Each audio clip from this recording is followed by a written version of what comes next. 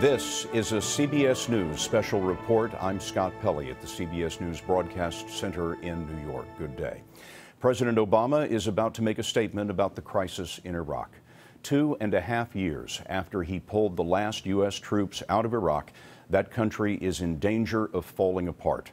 Militants who want to form a strict Islamist state in Iraq and Syria have taken back much of the Iraqi territory won by the United States at the cost of thousands of American lives. On this map in red, you can see where the insurgents have taken territory in Iraq and across the border in Syria. Iraq's prime minister has been pleading for U.S. help. Yesterday, President Obama said all options are on the table, but the White House later walked that back, saying that sending U.S. ground troops is not an option. Major Garrett is at the White House. Major? Scott, we do not expect the president to announce any military action today. Two senior officials have told us this statement will be about updating the situation in Iraq. The president's choices, one advisor tells me, are bleak. The president is reluctant to put U.S. air power behind Iraqi security forces, either unwilling or incapable of fighting against these insurgents. Also, there is a concern, Scott, about pouring more U.S. military equipment into Iraq because if those security forces representing the Iraqi government are overrun, that very U.S. equipment could fall into the hands of the insurgents the U.S. wants to defeat in Iraq. The situation is bleak. The president was briefed this morning that Baghdad is indeed in jeopardy and that capital city is under threat. Not that it will fall, but it could fall to insurgents. All this on the president's plate as he contemplates what the U.S. can do to repair the situation and beat back the insurgents with an Iraqi security force the president isn't sure he believes in. Major Garrett, thank you very much. We are looking at a picture of the south lawn of the White House as the president is walking from the Oval Office toward his helicopter Marine One. Here's the president. Good morning, everybody. I want to take some time to give you a quick update about the situation in Iraq. Yesterday, I convened a meeting with my National Security Council to discuss the situation there, and this morning I received an update from my team. Over the last several days, we've seen significant gains made by ISIL, a terrorist organization that operates in both Iraq and in Syria. In the face of a terrorist offensive, Iraqi security forces have proven unable to defend a number of cities, which has allowed the terrorists to overrun a part of Iraq's territory. And this poses a danger to Iraq and its people. And given the nature of these terrorists, it could pose a threat eventually to American interests as well. Now, this threat is not brand new. Over the last year, we've been steadily ramping up our security assistance to the Iraqi government with increased training, equipping, and intelligence. Now, Iraq needs additional support to break the momentum of extremist groups and bolster the capabilities of Iraqi security forces. We will not be sending U.S. troops back into combat in Iraq, but I have asked my national security team to prepare a range of other options that could help support Iraq security forces, and I'll be reviewing those options in the days ahead. I do want to be clear, though, this is not solely or even primarily a military challenge. Over the past decade, American troops have made extraordinary sacrifices to give Iraqis an opportunity to claim their own future. Unfortunately, Iraqis' leaders have been unable to overcome too often the mistrust and sectarian differences that have long been simmering there. And that's created vulnerabilities within the Iraqi government as well as their security forces. So, any action that we may take to provide assistance to Iraqi security forces has to be joined by a serious and sincere effort by Iraq's leaders to set aside sectarian differences, to promote stability, and account for the legitimate interests of all of Iraq's communities, and to continue to build the capacity of an effective security force. We can't do it for them. And in the absence of this type of political effort, short-term military action, including any assistance we might provide, won't succeed. So this should be a wake-up call. Iraq's leaders have to demonstrate a willingness to make hard decisions and compromises on behalf of the Iraqi people in order to bring the country together. In that effort, they will have the support of the United States and our friends and our allies. Now, Iraq's neighbors also have some responsibilities to support this process.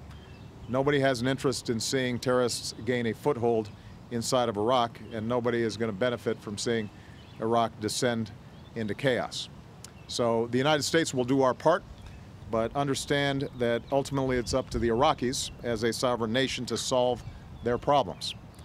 Indeed, across the region, we have redoubled our efforts to help build more capable counterterrorism forces so that groups like ISIL can't establish safe haven.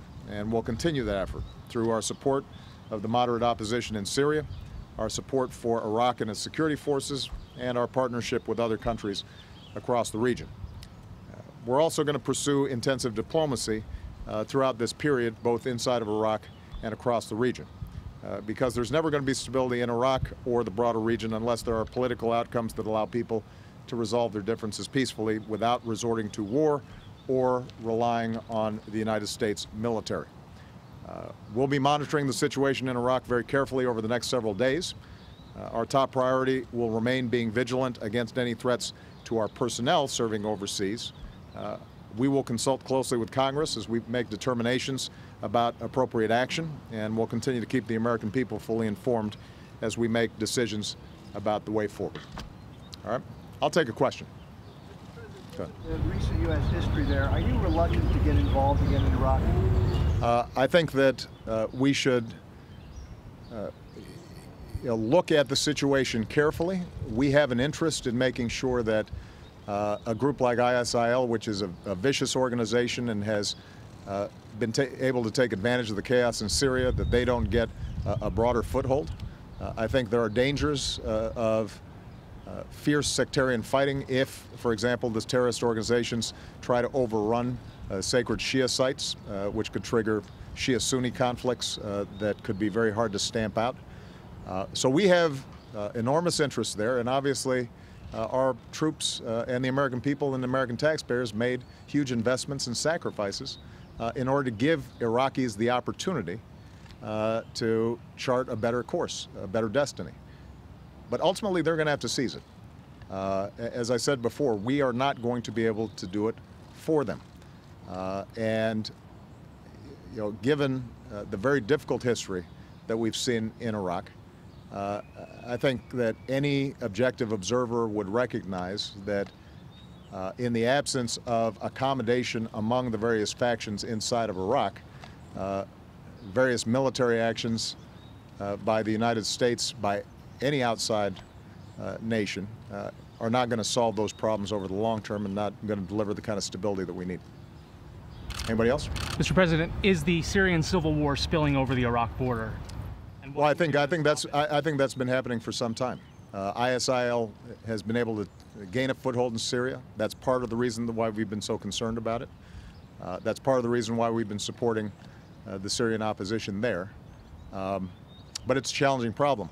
In Iraq, the Iraqi government, which was initially resistant to some of our offers of help, has come around now to recognize that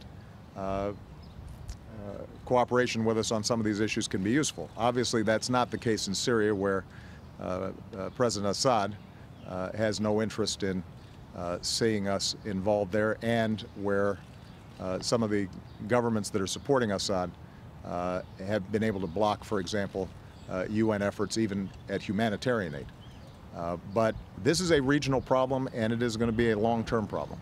And what we're going to have to do is combine selective actions by our military to make sure that we're going after terrorists who could harm our personnel overseas or eventually hit the homeland.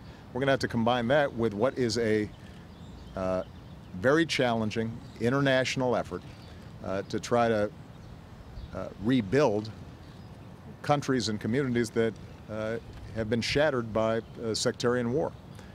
And that's not an easy task. Have you been in touch with them? What are they willing to do as part of this international effort? Well, we're in contact with them now. So we'll have a better sense by the end of the weekend after those consultations. And we will be getting a better sense from them of how they might support an effort to bring about the kind of political unity inside of Iraq that bolsters security forces. Look, the United States has poured a lot of money into these Iraqi security forces, and we devoted a lot of training to Iraqi security forces. The fact that they are not willing to stand and fight and defend their posts against admittedly hardened terrorists, but not terrorists who are overwhelming in numbers, indicates that there's a problem with morale, there's a problem in terms of commitment, and ultimately that's rooted in the political problems that have plagued the country for a very long time. Last question. Last one. Thank you. Can you talk a little bit about U.S. concern of the disruption, potential disruption of oil supplies? Well, so far at least, we have not seen major disruptions in oil supplies. Obviously, if in fact ISIL was able to obtain control over major output, significant refineries, that could be a source of concern. As you might expect, world oil markets react to any kind of instability in the Middle East. One of our goals should be to make sure that in cooperation with other countries in the region, not only are we creating some sort of backstop in terms of what's happening inside of Iraq, but if there do end up being disruptions inside of Iraq, that some of the other producers in the Gulf are able to pick up the slack. So that'll be part of the consultations that'll be taking place during the course of this week. Just to give people a sense of timing here, although events on the ground in Iraq have been happening very quickly, our ability to plan, whether it's military action or work with the Iraqi government on some of these political issues, is going to take several days. So people should not anticipate that this is something that is going to happen overnight. We want to make sure that we have good eyes on the situation there. We want to make sure that we've gathered all the intelligence that's necessary so that if, in fact, I do direct and order any actions there, that they're targeted, they're precise, and they're going to have an effect. And as I indicated before, and I want to make sure that everybody understands this message, the United States is not simply going to involve itself in a military action in the absence of a political plan by the Iraqis that gives us some assurance that they're prepared to work together. We're not going to allow ourselves to be dragged back into a situation in which, while we're there, we're keeping a lid on things, and after enormous sacrifices by us, as soon as we're not there, suddenly people end up acting in ways that are not conducive to the long-term stability and prosperity of the country. All right?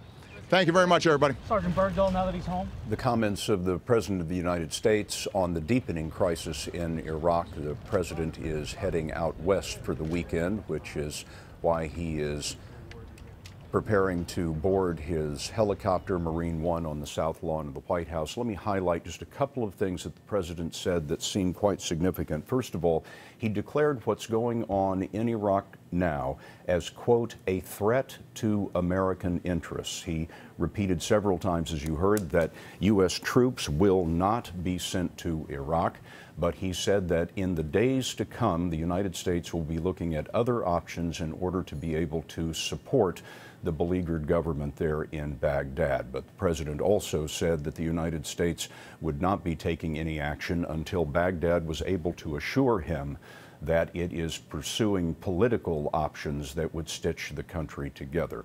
Let us show you that map one more time to show you where the insurgent organization ISIL, which is Islamic State in the Levant, has taken territory so far over these last several months. You can see that they have territory throughout northern Syria, now in northern Iraq, and are plunging there in the area shaded in red down toward Baghdad. Their forces are as little as 50 or 60 miles from Baghdad at this point. President watching this closely, but again saying that action by the United States is likely several days away. There will be more on this still unfolding story on your local news on this CBS station, online at cbsnews.com, and we will have extensive coverage on tonight's CBS Evening News. We have a correspondent in northern Iraq, we have a correspondent in Baghdad, and a correspondent in Syria. We'll have their reports tonight. Until then, I'm Scott Pelley, CBS News in New York. For news 24 hours a day, go to cbsnews.com.